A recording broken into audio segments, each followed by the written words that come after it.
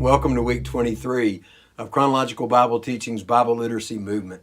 We're excited that you're still reading with us, and we're excited that you're still plowing through the wisdom of Solomon. We're going to be learning from Solomon for quite a while. And the period in which you're reading starts about 931 BC and goes to about 874 in this week's reading. And we're looking at Solomon. We're seeing the end of his life. He's going to unpack kind of the end of his life, which is sad. And what we see is in the early part of his life, we meet the Song of Solomon. That's when he writes of the beauty of married love, and he chases after this woman, and she chases after him, and it's beauty. And we praise God for it because it teaches us the intimacy that God delights in relationships, both physical relationships between husband and wife, and spiritual relationships between God and his people.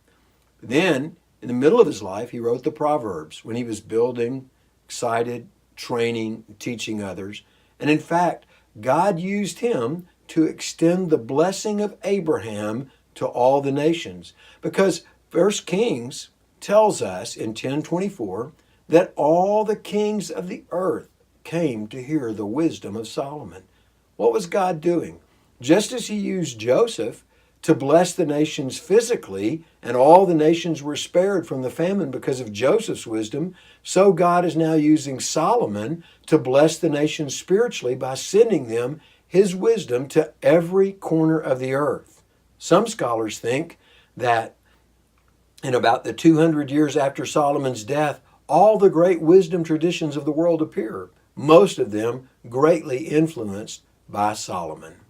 Because of that, it's important that you learn what he's saying.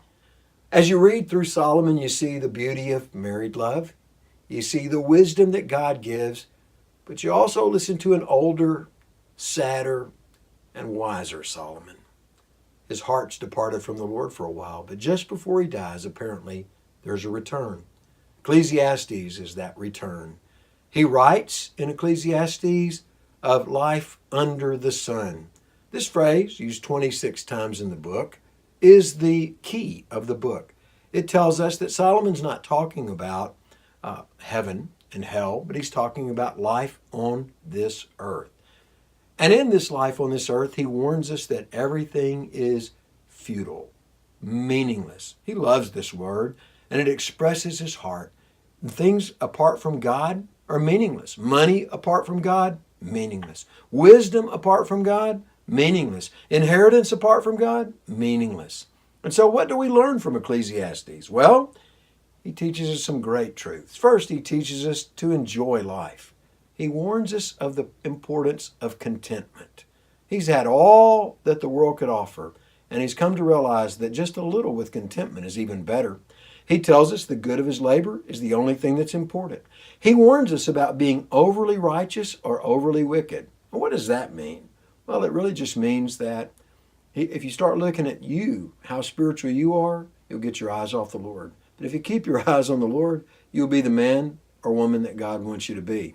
He talks about companionship. He says two are better than one. And he talks about learning from death. He says it's better to go to the house of mourning than the house of feasting. And really one of my favorite verses comes out of Ecclesiastes because he says, don't take to heart everything you hear, because lest you hear your servant cursing you, because you know yourself that you have also cursed others.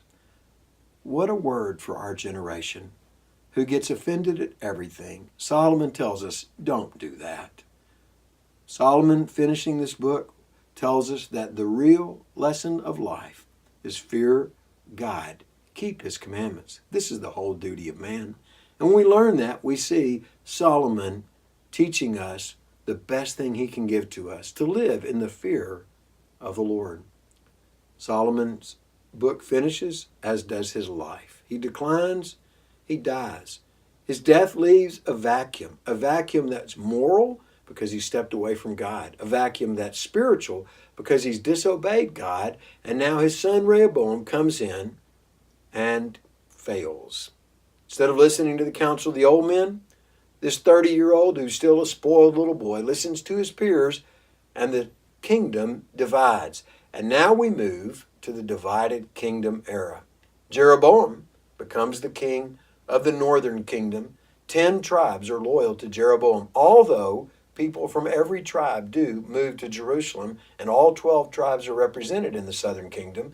And Jeroboam copycats the religion of the southern kingdom because he fears that people will turn away from him and go back to Judah.